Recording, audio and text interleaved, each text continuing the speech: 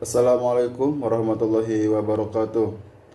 Perkenalkan, nama saya Lukman Nur Hakim di NIM 2892250098, Prodi Manajemen.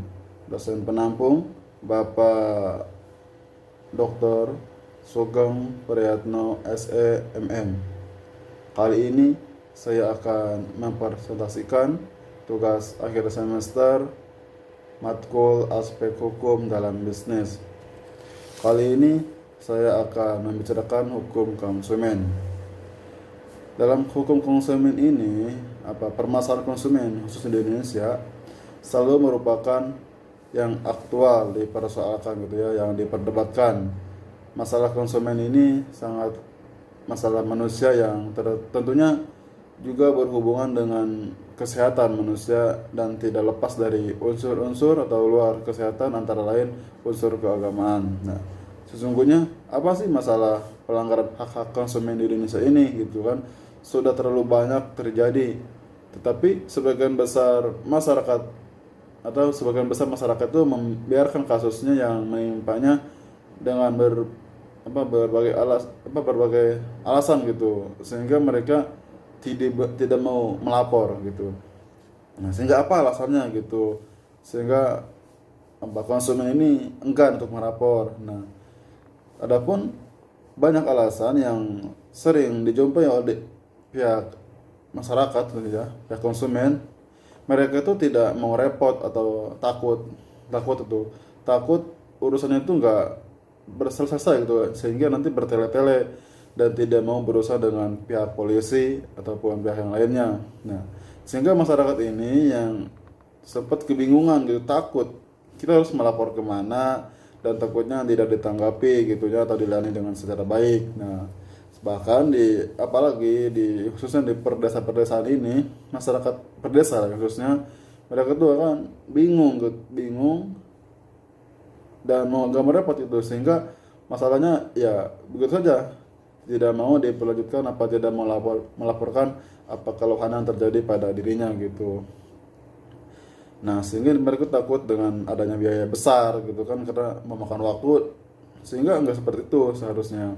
Nah, adapun ini akibat atau dampaknya yang akibat dari sifat permisis masyarakat atau untuk melakukan pengaduan atas masalahnya itu menjadikan para pengusaha dan pemerintah ini menyadari hal-hal yang tidak diakibatkan tindakannya yang jika tidak ada pengaduannya.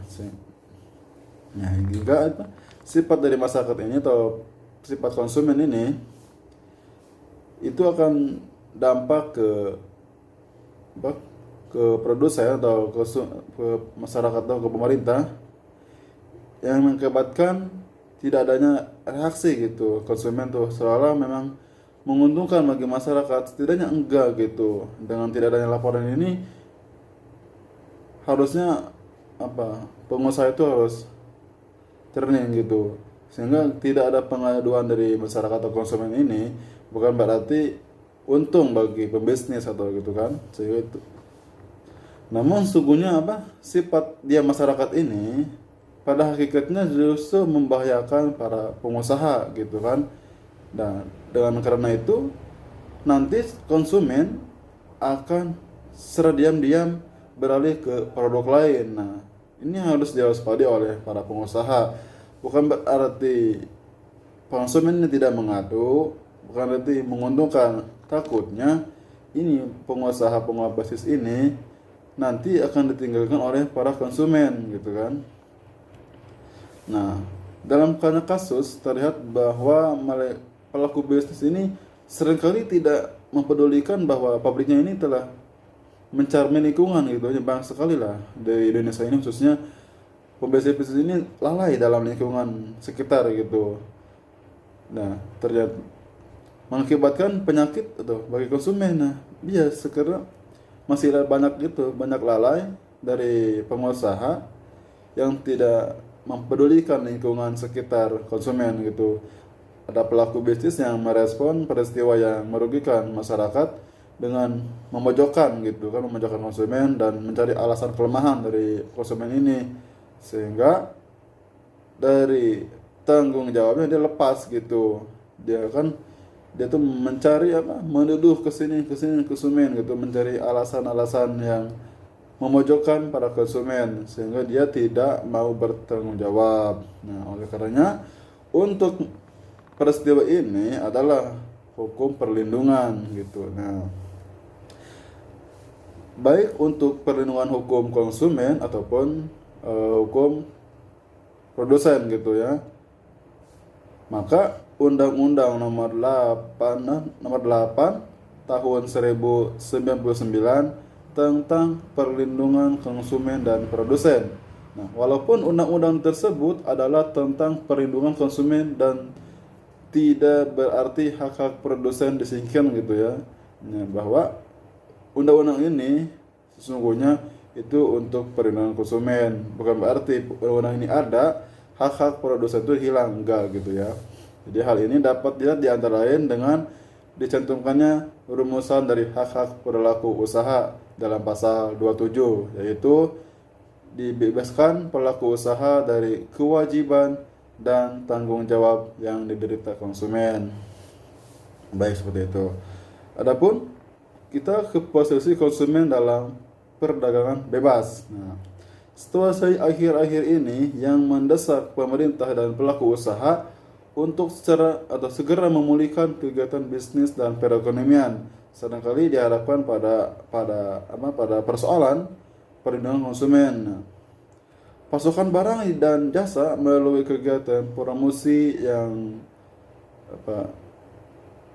gencaran tidak selamanya dapat dipahami dengan baik oleh masyarakat dan bahkan seringkali mengakibatkan masyarakat menjadi korban. Nah, sifat berpikir objektif sering dikalahkan oleh kegiatan promosi yang menggebu-gebu gitu dengan berbagai teknik atau promosi yang dikemas sedemikian rupa gitu sehingga mengubur sikap rasional konsumen. Nah, jadi situasi akhir ini ya dari perlindungan konsumen ini bahwa akhir-akhir ini digencar gitu khususnya di Indonesia dengan adanya COVID-19 kemarin, sehingga pemulihan ekonomi sangat gencar sekali, sehingga semua aspek-aspek ini dikerahkan gitu sehingga biar caranya gimana gitu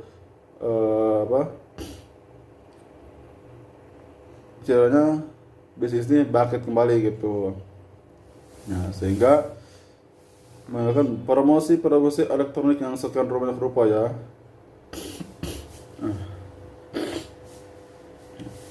Adapun situasi dan kondisi yang diharuskan Indonesia terlibat secara aktif dan pasar bebas dan globalisasi makin membuat masalah yang dihadapi konsumen semakin kompleks gitu kan. Melalui Undang-Undang nomor 7 tahun 1094, negara kita telah meratifikasi atau persetujuan pembentukan Organisasi Perdagangan Dunia atau World Trade Organization atau WTO gitu kan. Dalam aturan-aturan yang diterapkan di WTO ini sebenarnya perlindungan konsumen lebih mendapat perhatian gitu dan perlindungan hukum. Nah, jadi untuk konsumen jangan takut gitu kan, karena kita juga memiliki perlindungan hukum gitu di Indonesia. Di WTO itu telah dicantumkan Undang-Undang nomor 7 tahun 1094. Nah, sebenarnya perlindungan konsumen telah misalnya hak-hak kekayaan atau intelektual, standar-standar barang dan jasa yang diperdagangkan, serta saksi bagi negara-negara yang diproduksi barang dan jasa yang tidak sesuai dengan ketentuan hukum. Nah, dalam trader intellectual property atas antara lain disebutkan bahwa negara anggota wajib melaksanakan ketentuan tentang penggunaan merek gitu kan. Untuk apa gitu ini? Itu sebagai upaya untuk melindungi konsumen sehingga konsumen ini berbagai korban peniruan merek gitu. Nah, maka adalah namanya TRIFOS gitu, trading intellectual property untuk merek ya. Misalnya dalam kasus Nike di Indonesia khususnya, Mahkamah Agung RI pendapatan bahwa penggunaan merek terkenal di dunia internasional tanpa izin dapat juga mengalui konsumen seolah-olah barang yang dipalsukan mereknya tersebut barang asli gitu. Padahal mungkin barang tiruan tersebut atau mungkin mutunya lebih rendah dari barang aslinya. Nah, jadi seperti itu. Selain itu, pada peraturan yang tercantum dalam GAT atau General Agreement on Tariff and Trade atau mensyaratkan pencantuman indikator atau atas asal barang impor sebagai upaya untuk melindungi konsumen. No. Bila terlihat dari sisi perlindungan atau konsumen menghadapi sistem perdagangan bebas, maka posisi konsumen ada pada dua sisi, yaitu satu, posisi konsumen diuntungkan, dan kedua, posisi konsumen dirugikan. Adapun posisi konsumen yang diuntungkan yaitu hal ini disebabkan karena perdagangan bebas telah mengakibatkan begitu banyaknya pilihan bagi konsumen gitu mengenai jenis serta macam-macam barang, mutu maupun barang atau mutu harga gitu kan. Nah, adapun di sisi posisi konsumen dirugikan. Nah, jadi kita sama-sama ada diuntungkan dan dirugikan gitu dalam masih lemahnya pengawasan di negeri berkembang tentang standarisasi mutu barang dan masih lemahnya peraturan yang berlaku di negara berkembang dapat mengakibatkan negara-negara berkembang tersebut menjadi sasaran tujuan bagi barang-barang reject gitu yang di negara maju tidak memenuhi persyaratan pasar gitu kan. Ini merugikan konsumen, dirugikan itu. Kalau ini lemah gitu di negara-negara maju, contohlah Indonesia kita. Kalau Indonesia ini masih lemah, nanti masih banyak barang reject imporan gitu ke yang di luar sana nggak dipakai gitu, sehingga dilempar gimana caranya barang ini laku gitu dengan berbagai cara sehingga tembuslah ke negara-negara yang barang reject itu sehingga diimpor. Nah, adapun hak-hak dan hak kewajiban konsumen dan produsen itu kan, atau konsumen sampai produsen gitu. Hukum khususnya hukum ekonomi mempunyai tugas untuk menciptakan keseimbangan antara kepentingan konsumen, pengusaha, masyarakat, dan pemerintah. Nah, Undang-Undang Nomor 8/1999 tentang Perlindungan Konsumen atau UU VK gitu, secara tegasnya disebutkan bahwa pembangunan ekonomi nasional pada era globalisasi harus mampu menghasilkan aneka barang dan jasa yang memiliki kandungan teknologi yang dapat menjadi sarana penting untuk kesejahteraan rakyat. Nah, dan sekaligus mendapatkan kepastian atas barang dan jasa yang diperoleh dari perdagangan tanpa mengakibatkan kerugian konsumen. Selanjutnya, upaya menjaga harkat dan martabat konsumen perlu didukung gitu oleh peningkatan kesadaran, pengetahuan, kepedulian, kemampuan dan kemandirian konsumen untuk melindungi dirinya serta menumbuhkan kembangan sikap pelaku usaha yang bertanggung jawab gitu kan. Nah, dalam pasal 4 UU VK mengatur hak-hak konsumen gitu. Hak konsumen tersebut adalah yang satu, hak atas kenyamanan, keamanan, dan keselamatan atas barang dan jasanya. Nah, maka konsumen itu harus mengatur keamanannya gimana, keselamatannya gimana, barang jasanya seperti apa gitu, sehingga barang yang diimpor itu akan aman gitu. Atau hak untuk memilih barang dan jasa. Nah, kita juga harus berhak untuk memilih barang yang berkualitas gitu, nggak asal-asalan, dan juga jasanya yang berkualitas. Adapun hak mendapatkan informasi yang benar, jelas, dan jujur serta barang dan jasanya gitu. Yang keempat itu hak untuk didengar pendapat dan keluhannya. Nah, ini juga harus ada, kita mendengar keluhan dari pendapatnya harus kita dengarkan gitu. Itu hak untuk mendapatkan bantuan hukum, advokasi, perlindungan, dan penyelesaian sengketa. Nah, konsumen juga berhak mendapatkan bantuan hukum gitu, sehingga mereka merasa dilindungi, jangan sampai ini sengketa gitu kan, nanti ada hukumnya atau haknya konsumen lah. Yang keenam itu hak dalam pembinaan dan pendidikan konsumen. Ketujuh, hak untuk memperlakukan secara benar, jujur dan tidak diskriminatif gitu.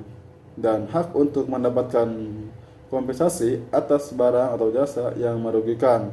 Yang kesembilan yaitu hak-hak yang ditentukan dalam perundang-undangan lainnya. Nah, selanjutnya kewajiban konsumen yaitu ya dalam pasal 5 UOVK mengatur gitu guys, yaitu satu, membaca dan mengikuti petunjuk informasi dan produsen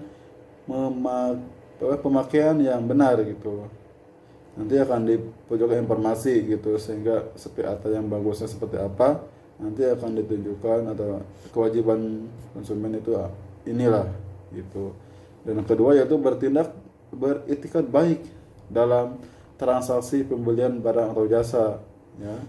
Nah, ini konsumen harus diperhatikan nih. Kita membeli barang, transaksi jelas atau jasanya jelas gitu. Makanya harus keterbukaan lah dalam transaksi barang atau jasa gitu. 3, membayar sesuai kesepakatan. Nah, ini perlu nih untuk konsumen. Kita harus menyesuaikan, harus sepakat lah dengan perjanjian awal. Ini bukti. Maka bukti transaksi itu harus perlu ada gitu, sehingga nanti waktu pembayaran tuh kita malah bingung ini gimana karena nggak tahu ya. Sehingga adalah transaksi, jadi kita sepakat segini gitu. Yang keempat ini mengikuti penyelesaian sengketa secara patut. Adapun hak-hak pelaku usaha, nah dalam pasal 6 UOPK itu terbagi menjadi 5 ya. 1, hak untuk menerima pembayaran dari konsumen. 2, hak untuk melindungi hukum atas intikat tidak baik konsumen. 3, hak untuk membela diri dalam sengketa konsumen. 4, hak untuk memperoleh rehabilitasi atau nama baik apabila tidak bersalah.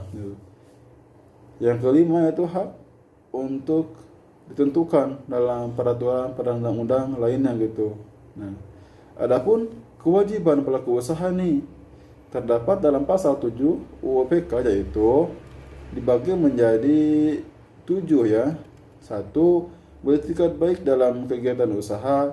2, memberi informasi yang benar dan jelas, jujur mengenai kondisi dan jaminan barang atau jasa, termasuk penjelasan tentang penggunaan, perbaikan dan pemeliharaan. Yang ketiga yaitu melayani konsumen secara benar, jujur dan tidak diskriminatif. 4, menjamin mutu barang atau jasa berdasarkan ketentuan standar mutu yang berlaku.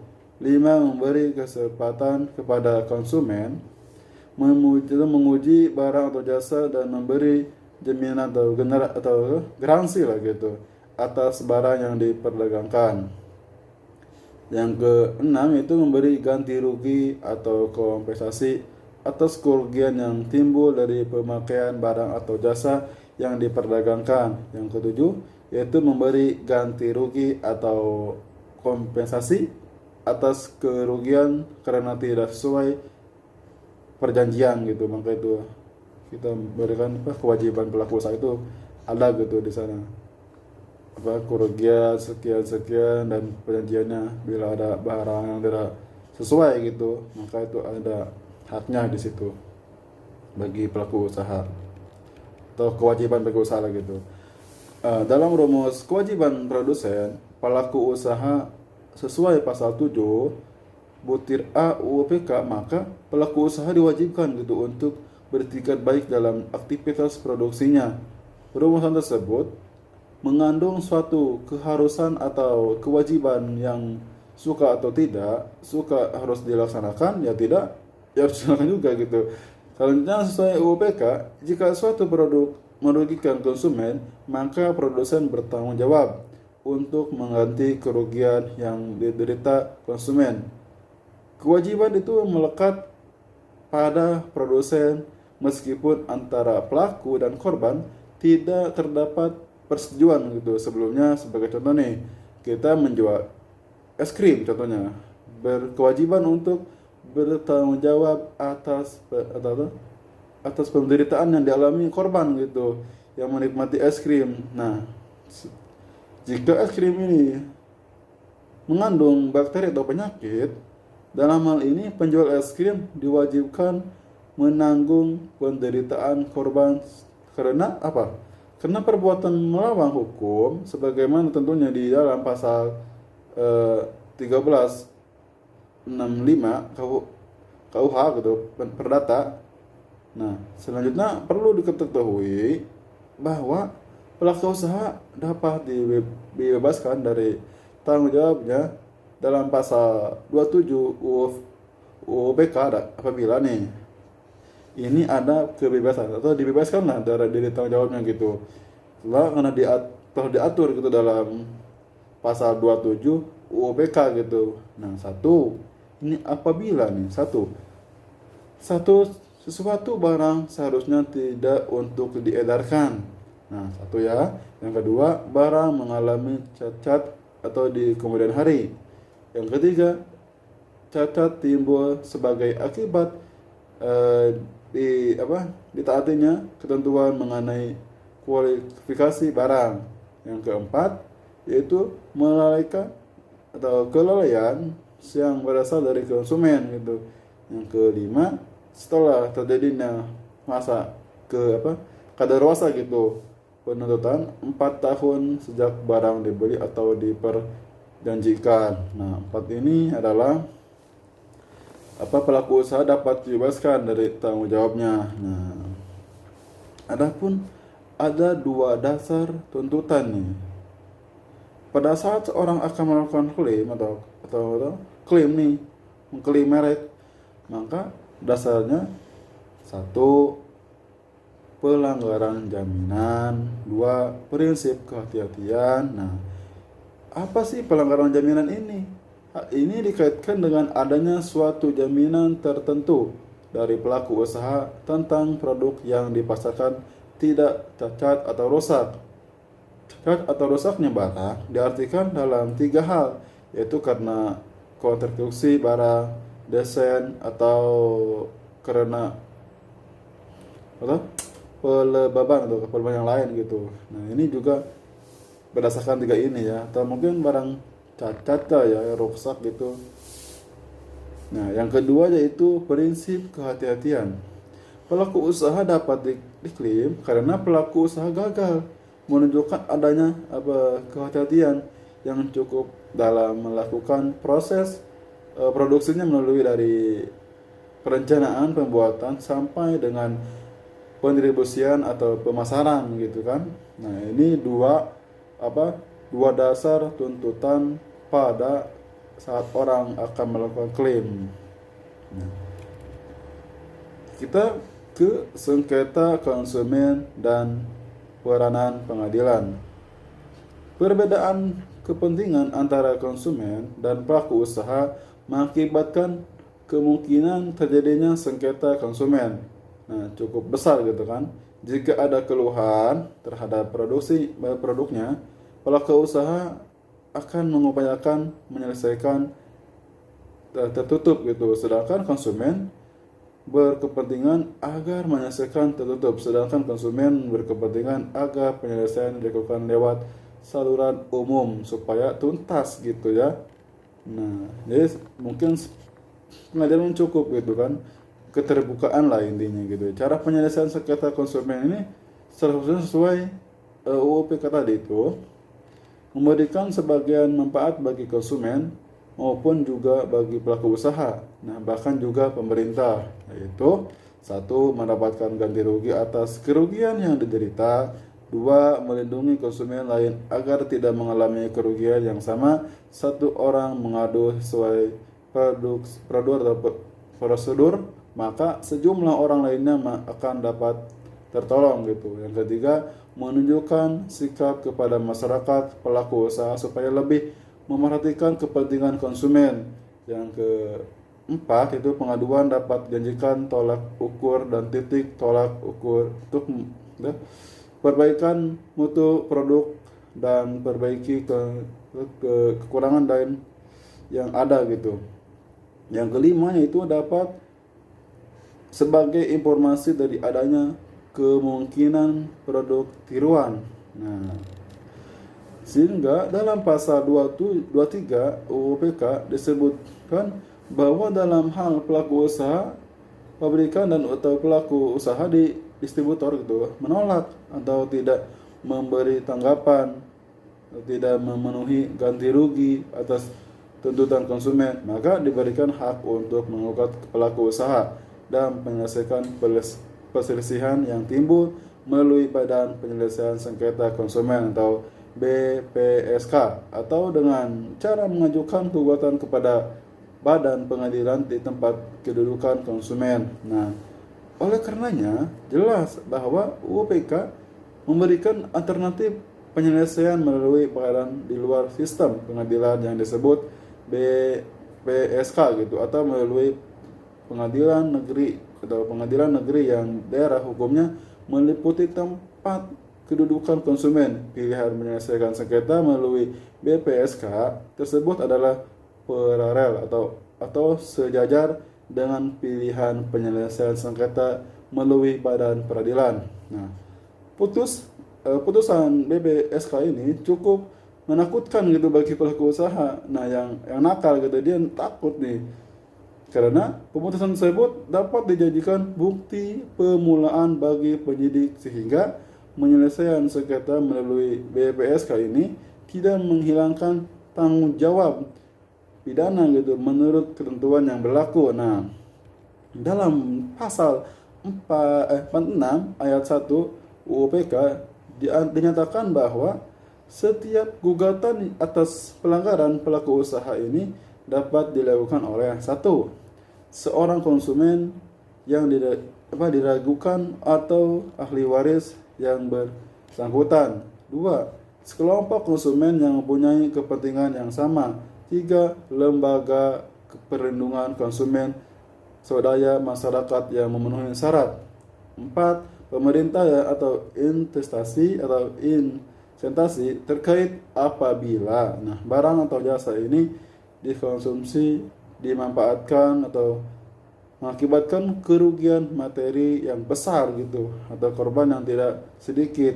Nah, adapun gugatan yang diajukan oleh sekelompok konsumen, lembaga perlindungan konsumen swadaya ini, masyarakat atau pemerintah, di atasnya hanya dapat diajukan kepada pengadilan umum atau UU PK, mengakui adanya 3 jalur penyelesaian sengketa konsumen yang dapat dilakukan melalui pengadilan. Nah, pengadilan ini: 1. Badan Penyelesaian Sengketa Konsumen atau BPSK. 2. Alternatif penyelesaian sengketa atau jasa atau atributasi sesuai UU nomor 30 tahun 1099. Nah, adapun penyelesaian sengketa melalui BPSK seperti apa gitu? Untuk penyelesaian sengketa konsumen, BPSK ini menjelas dengan jumlah anggota gitu, berjumlah ganjil, terdiri dari sedikitnya 3 orang yang mewakili semua unsur dan dibantu oleh penetera gitu.